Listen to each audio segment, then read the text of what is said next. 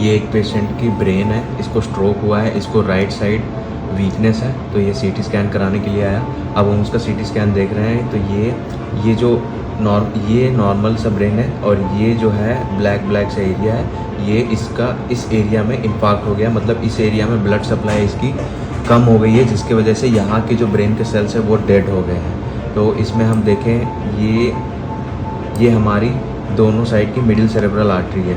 Middle cerebral artery यहाँ से ये जा रही है और इस जगह पे आके ये हाइपरडॉट साइन बोलते हैं, मतलब यहाँ पे वेसल की ऑक्लूजन हो गई है और ऑक्लूजन की वजह से ये जो एरिया है इसकी टेरिटरी बोलते हैं MCA टेरिटरी, उस टेरिटरी में ब्लड सप्लाई लॉस हो गई है, तो उसकी वजह से ये एरिया जो है इसके एरिया के सेल्स डेड हो गए हैं। फ्रेंड्स, आज हम डिस्कस करेंगे स्ट्रोक के बारे में। स्ट्रोक जिसको लोकल लैंग्वेज में लकवा बोलते हैं, जिसमें एक साइड के हाथ और पैर पैरालिसिस हो जाती है, काम करना बंद कर देती है। वो कैसे होता है?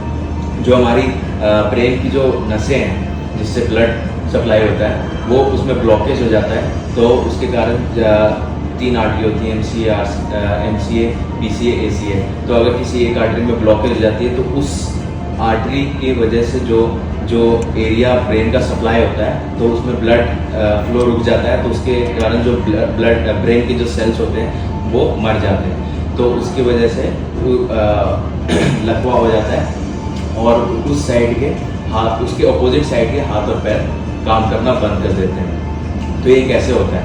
ये जो आर्टरी होती है उसमें ब्लॉकेज कैसे होता है? मोस्ट कॉमन कॉज है ओबेसिटी।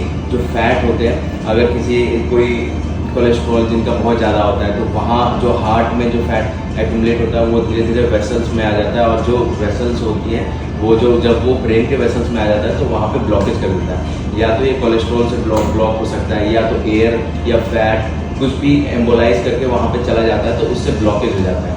तो इसको प्रिवेंट कैसे करना है? इसको प्रिवेंट करना है हेल्दी डाइट, लाइफस्टाइल से।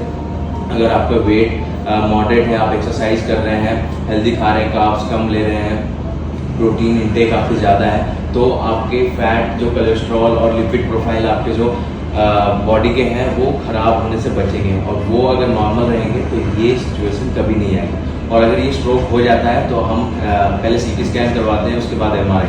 CT स्कैन पे स्ट्रोक कैसा दिखता है वो मैंने आपको दिखा दिया है, और CT स्कैन में जब पता चल जाता है कि स्ट्रोक है तो उसके बाद फिर पेशेंट को हम आर्टिप्लेस या टेनेक्टिव प्लेस मेडिसिन देते हैं, या तो फिर स्टेंट डाल के वहाँ से जो क्लॉट है जिसके कारण ब्लॉकेज हुई है उसको निकाल देते हैं। Thank you.